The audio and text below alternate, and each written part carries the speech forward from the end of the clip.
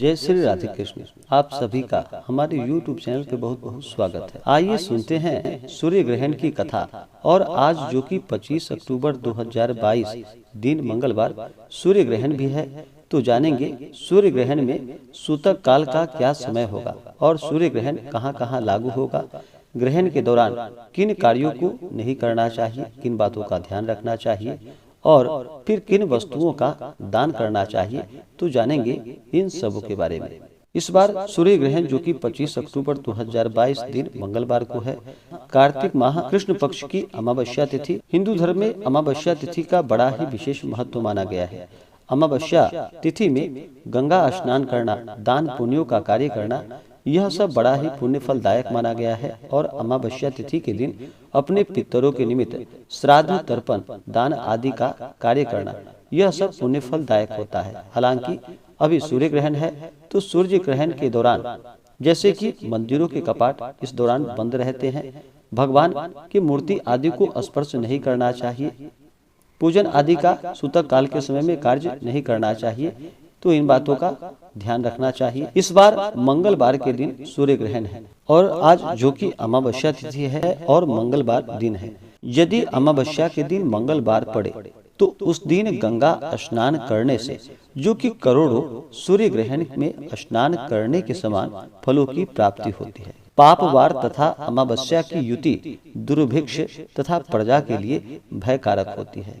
तो आज के दिन जहाँ तक हो सके गंगा नदी में स्नान करे और सूर्य ग्रहण के दौरान जप आदि का कार्य करे, तो यह पुण्य फलदायक होगा। और फिर ग्रहण समाप्त होने के बाद जो भी इष्ट देवता पूजन आदि का कार्य है वह सब कर सकते हैं।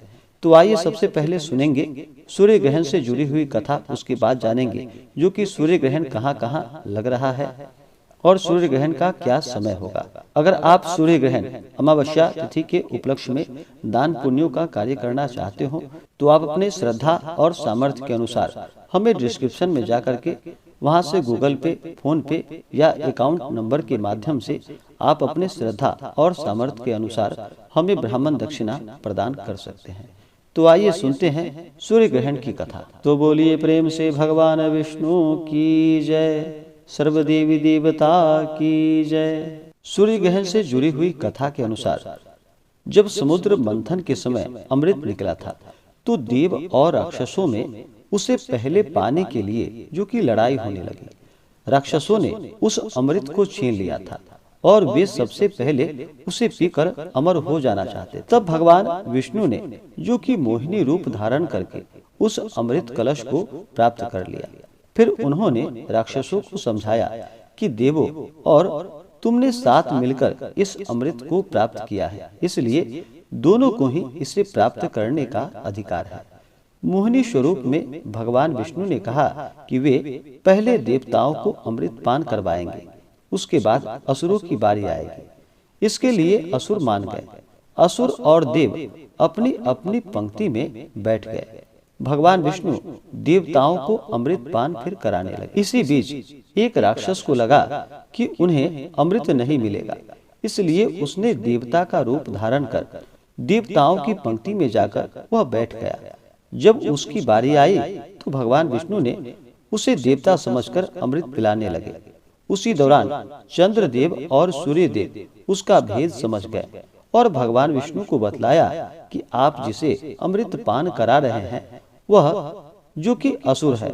यदि असुर अमर हो जाता है तो अनर्थ हो जाता, इसलिए भगवान विष्णु ने अपने चक्र से उसका सिर धड़ से अलग कर दिया। उस अमृत के प्रभाव से वह असुर मरा नहीं, उसका सिर एवं धड़ जीवित रहा। वही राहु और केतु के रूप में छद्म ग्रह बन बैठा। हर वर्ष जो कि राहु और केतु सूर्य और चंद्रमा को ग्रास करने के लिए आते हैं, इसलिए हर वर्ष चंद्र ग्रहण एवं सूर्य ग्रहण लगता है। तो यह थी ग्रहण लगने की पौराणिक कथा। तो बोलिए प्रेम से भगवान विष्णु की जय, सर्वदेवी देवता की जय। तो आइए अब जानते हैं सूर्य ग्रहण के बारे में। सूर्य ग्रहण जब भी लगता है तो सूतक काल जो है करीब 12 घंटे पहले से ही आरंभ हो जाता है। इस दौरान सूतक काल में ना ही भोजन बनाया जाता है और ना ही ग्रहण किया जाता है। हालांकि जो बीमार, वृद्ध और गर्भवती महिलाएं हैं उनके लिए इस तरह का नियम लागू नहीं होता है। यदि भोजन पहले से बना रखा है तो उसमें तुलसी दल या कुसा, जो एक प्रकार का घास होता है, उसे डाल देना चाहिए तो उस पर ग्रहण का प्रभाव नहीं पड़ता है। तुलसी के पत्ते के कारण दूषित वातावरण का प्रभाव जो कि खाद्य वस्तुओं पर नहीं पड़ता है। सूतक लगने के साथ गर्भवती महिलाएं विशेष रूप से यह ध्यान रखें कि सूतक काल से लेकर के ग्रहण पूरा होने तक घर से ना निकले और अपने पेट के हिस्से पर गेरू लगा करके रखें। सूतक काल से ग्रहण काल समाप्त होने तक गर्भवती स्त्रियां किसी प्रकार की नुकीली वस्तुओं का इस्तेमाल बिल्कुल भी ना करें। सूतक काल में घर के मंदिरों में भी पूजा पाठ नहीं करना चाहिए। इसके स्थान पर आप स्नान करें और मानसिक जप आदि का कार्य कर सकते हैं। ग्रहण के दौरान शुद्ध और सात्विकता का पालन करना चाहिए। इस दौरान ब्रह्मचर्य का पालन करना चाहिए। मन ही मन भगवान का स्मरण करना चाहिए, जप आदि का कार्य करना चाहिए।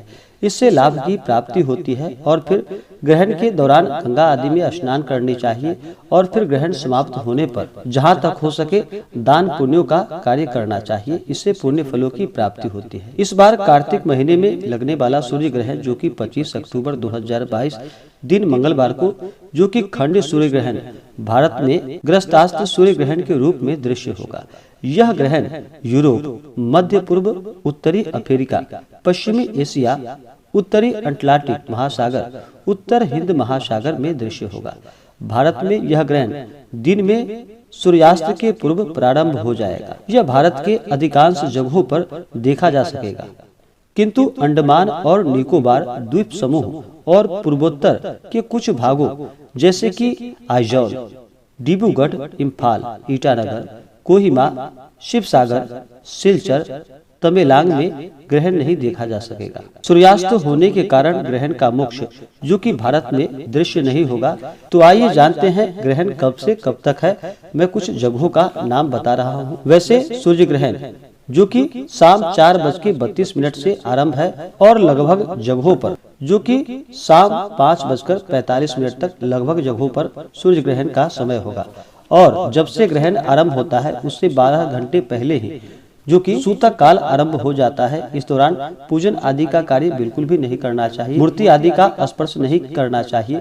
मंदिरों के कपाट जो कि सुबह से ही बंद रहेंगे और फिर शाम 6 बजे के बाद ही मंदिरों के कपाट खोले जाएंगे और जो भी संध्या आरती का कार्य है वह कार्य किया जाएगा। सूर्य ग्रहण प्रारंभ समय जो कि कुछ जगहों का मैं नाम बता रहा हूँ, जैसे कि बेंगलोर में शाम 5:12 से आरंभ होकर के शाम 5:56 पर इसका समापन होगा। भोपाल में आरंभ शाम 4:42 और समाप्ति शाम 5:47।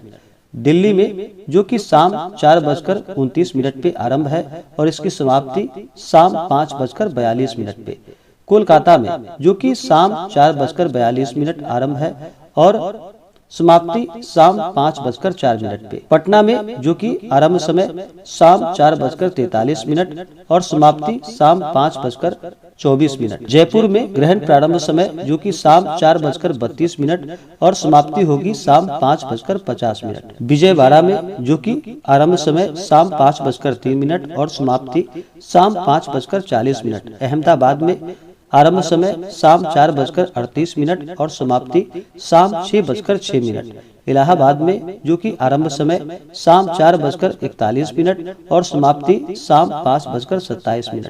अमृतसर में आरंभ समय जो कि शाम 4:20 और समाप्ति शाम 5:48। भागलपुर में आरंभ समय जो कि शाम 4:45 और इसकी समाप्ति जो कि शाम 5:07 पे। इस प्रकार से कुछ शहरों का यह नाम है। इन जगहों पर जो कि ग्रहण इस समय में आरंभ होगा, उसके बाद ही ग्रहण समाप्त होने के बाद ही आप स्नान करके उसके बाद दान पुण्यों का कार्य करें और अपने इष्ट देवता का पूजन आरती का कार्य कर सकते हैं। अनिष्ट ग्रहण फल निवारणार्थ आप इन चीजों का दान कर सकते हैं, जैसे कि स्वर्ण निर्मित सर्प, कांसे के बर्तन में तिल, वस्त्र एवं दक्षिणा के साथ क्षेत्रीय ब्राह्मण को दान करना चाहिए अथवा अपनी शक्ति अनुसार सोने या चांदी का ग्रह बिंब बनाकर ग्रहण जनित दुष्ट फल निवारण हेतु दान करना चाहिए। आप इस समय इन मंत्रों का उच्चारण कर सकते हैं।